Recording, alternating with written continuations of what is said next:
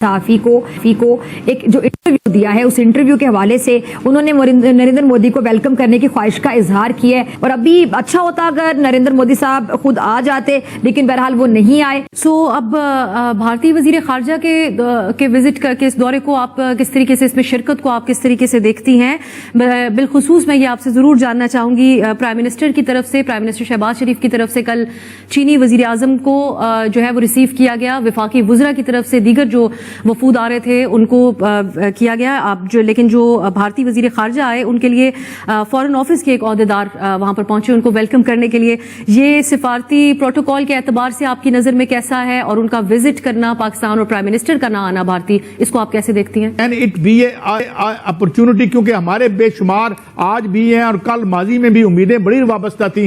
ये जो चाइना वाला हमारा ये रोड और ये सारा अरेंजमेंट था, मगर अभी तक हम मुंतजिर हैं खुशहाली किस कब। देखिए, सबसे बड़ा मसला तो ये है कि हम भारत और उसके अज़ाइम को सही तरह समझने में शायद नाकाम है, ये हम समझना चाहते हैं। हम जो खुशी के शादियाने मना रहे हैं कि शंकर साहब तशरीफ ले आए हैं, इससे बर्फ पिघल गई है। कहाँ की बर्फ पिघली है?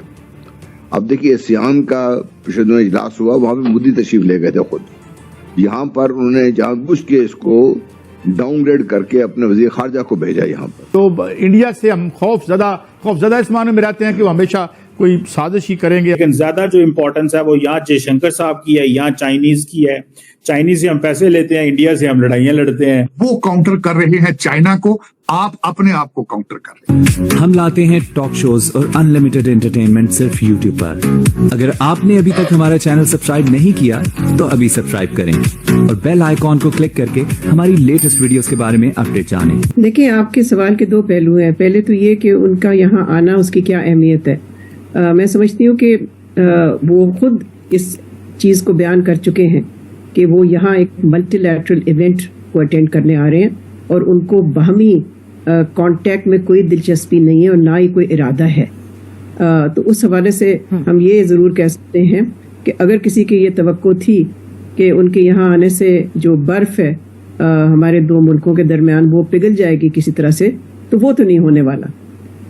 और मैं समझती हूँ कि जिस तरह से हमारे भी वजीर खारजा पिछले साल जब गए भारत, तो उस वक्त भी कुछ लोगों ने सोचा कि शायद बर्फ़ पिघलेगी और जो फ्रोज़न रिलेशनशिप है वो किसी तरह से टेंशन्स ईज होंगी, तो उसका तो उल्टा ही असर हुआ।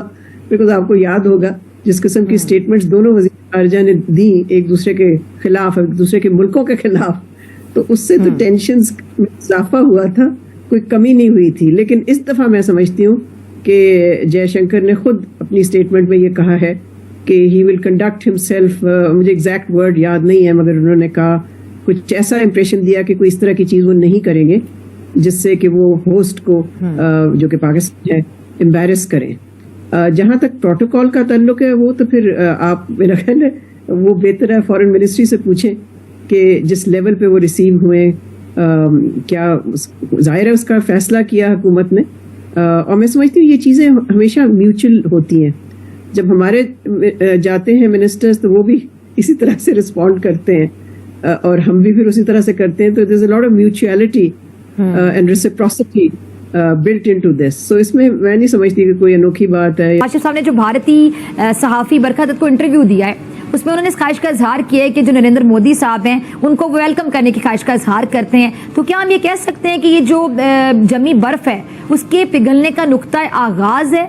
और कुछ लोग इस पर तनकीद भी कर रहे हैं कि वजारत जो खारजा है उसको मुश्किल में डाल दिया उन्होंने, क्या कहेंगे? देखिए, एक पॉलिसी स्टेट की है और एक मियां मोहम्मद नवाज शरीफ साहब खुद वजीर आजम थे। आपको याद होगा कि उस वक्त के इंडियन प्राइम मिनिस्टर, जो कि अभी भी इंडियन प्राइम मिनिस्टर हैं, नरेंद्र मोदी, उन्होंने एक अनअनाउंस टॉक किया था और उनकी मुबारकबाद दी थी उनकी नवासी की शादी पे की तकरीबा में वो शामिल हुए थे। तो ये एक स्टेट्समैन की क्वालिटीज होती हैं, एक स्टेट्समैन की जो है ये तमाम तर जो है इंडिकेशंस होती हैं। जाहिरी बात है जब एक मुल्क का वजीर आजम और वो मुल्क जिसके साथ हमारे इतने अरसे से जो ताल्लुकात हैं वो अप एंड डाउन ही चल रहे हैं और कोई अच्छे हालात नहीं है ताल्लुकात की हवाले से अगर बात की जाए, तो जाहिर बात है वो चाहते हैं कि एक डायलॉग का रास्ता खुले और बिलखुसूस जो कश्मीरियों का इशू है, जो हमारे कश्मीरी भाई हैं बहनें हैं, उनका जो पिछले दौरे हुकूमत में आपको याद होगा किसकी हुकूमत होगी, मुझे तो नहीं बताने की जरूरत कि किसकी उस वक्त हुकूमत थी, और जो भारत की जरूरत पड़ी कि उन्होंने अपने स्पेशल स्टेटस जो जम्मू एंड कश्मीर का था आइन को एप्लीकेट करते हुए इन दोनों आर्टिकल्स को, तो उसको अपने मुल्क का हिस्सा बना लिया। हम भी चाहते तो हम भी यही कर लेते, लेकिन क्योंकि अक़वाम मुत्तहिदा की जो रेजोल्यूशंस हैं, जो करारदादे हैं, उन पे जो ट्रू लेटर इन स्पिरिट अमल होना है वो बहुत जरूरी है। इस वक्त डॉक्टर जयशंकर साहब आ गए हैं। उन्होंने कल भारत के अंदर आने से पहले किसी जगह प्रेस कॉन्फ्रेंस में स्टेटमेंट दी है कि मैं सिर्फ और सिर्फ एससीओ के लिए जा रहा हूं, बाइलैटरल इश्यूज को नहीं छेड़ूंगा जब तक पाकिस्तान दहशतगर्दी की सपोर्ट नहीं छोड़ता। तो आप उनको ये चीज बावर कराने के लिए आप क्या कर रहे हैं कि we are not behind all these terrorist activities.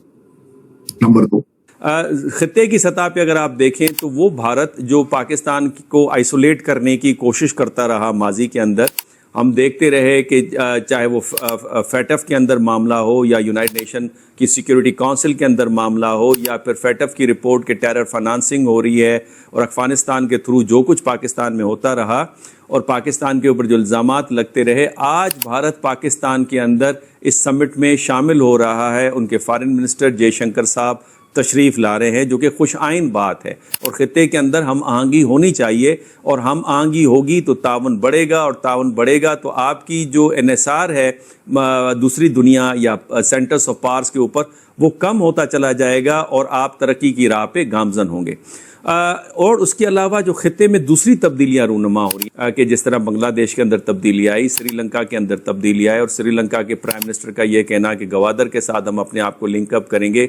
उससे पहले मोहम्मद मिज़ू की जो तहरीक चलती रही, भूटान नेपाल के अंदर भी चाइना की इन्वेस्टमेंट और पाकिस्तान की तरफ जो देखना है, उस तब्दीलियों के बायस इस समिट की अहमियत और बढ़ जाती है। तो एक चेंज जरूर नजर आता है आपको कि एटलीस्ट भारत ने ये एहसास या फील किया कि उन्हें पाकिस्तान जाना चाहिए, लेकिन उसकी दूसरी साइड ये भी है कि सार्क के मुकाबले में एससीओ एक ऐसा फोरम है जिसमें चीन भी है, रूस भी है, बाकी अहम ममालिक भी शामिल हैं, और भारत आई थिंक ये अंडरस्टैंड करता है कि अगर वो ये फोरम छोड़ देते, यानी कि इस लेवल की रिप्रेजेंटेशन भी ना होती, तो उनको ये भी था कि जो पाकिस्तान है वो कंप्लीटली जो अपनी जो एक लाइमलाइट है वो ले लेगा। तो इसलिए भी आई थिंक भारत ने एक प्रेगमेटिक जो अप्रोच है उसको अपनाया है। इस समिट से जो साउथ एशियन मेंबर्स हैं जो पहले ही मायूस थे, बिकॉज सार्क जो था वो डॉर्मेंट फेज के अंदर था, जहां पे भारत ने कोशिश की कि बिम्स्टेक के जरिए पाकिस्तान को आइसोलेट किया जाए, या कोलंबो जो कनक्लेव किया सिक्योरिटी के हवाले से, उसमें भी पाकिस्तान को आइसोलेट करने की कोशिश की गई। तो ये जो समिट का होना है, इससे रीजन में पाकिस्तान का कदोकाट बढ़ा है और मजीद इससे बढ़ेगा, और पाकिस्तान रीजन में होने वाली तब्दीलियों से फायदा उठा पाएगा। आप अपने पाकिस्तान के अपने मसाइल को काउंटर करने से भी तासर हैं। आपका लौंडा लपाड़ा सड़कों पे इस वक्त एससीओ को नाकाम करने की पूरी कोशिश कर रहा है, पूरी कोशिश कर। सूबा सरहद बार बार इस्लामाबाद पे हमले करने का अंदिया देता है, इरादा जाहिर करता है, फायर ब्रिगेड क्रेने लेकर हमला। आप सर्वाइवल मोड में हैं, वो अपनी उनकी इकॉनमी दुनिया की 5वीं इकॉनमी। तो दर हकीकत आज अगर देखा जाए तो एससीओ होना पाकिस्तान में बहुत बड़ी बात है, लेकिन इसके पीछे सुना है चाइना ने सारा कुछ किया है, क्योंकि आप तो कभी आईएमएफ के चक्कर लगाते हैं, कभी सऊदी अरेबिया से पैसे लेने के चक्कर में, कभी लोन आगे कराने। आपको तो पैसों के अलावा सर खुजाने का टाइम नहीं है। सुना है कि ये कामयाबी चाइना के सर जाती है, इसके पीछे चाइना का हाथ था। वो हाथ क्यों है बोलते रहे हैं। बात उन्होंने बहुत अच्छी की है कि मोदी साहब आपको आना चाहिए, लेकिन ये भी बताएं कि वो क्यों नहीं आते, आप उनके लिए, उनको लाने के लिए क्या कर रहे हैं। माजी में सुना है हमारे मुर्शद पाक के दौर के अंदर भी मोदी साहब ने तैयारी की थी, बैक डोर जो डिप्लोमेसी थी उसके जरिए बातें हो रही थी कि शायद मोदी साहब आए, लेकिन आपको भी चाहिए कोशिश करें वहां जाएं और उनको जो तहफ्फुज़ात हैं, उनको जो ऑब्जेक्शंस हैं, उनको रिजॉल्व किया जाए। मैं हमेशा जो जाती तौर पे समझता हूं कि आप विक्टिम हैं, जो आपने पैसा बनाया अफगानिस्तान में, आप उसके विक्टिम हैं, लेकिन आप दुनिया को बता नहीं पा रहे कि आप खुद विक्टिम हैं। तो आपको ये वीडियो कैसा लगा कमेंट बॉक्स में जरूर लिखिए। इस वीडियो को लाइक कीजिए, शेयर कीजिए, सब्सक्राइब करना ना भूलिए आपके चैनल EFC को। तो मिलते हैं अगली वीडियो में। जय हिंद।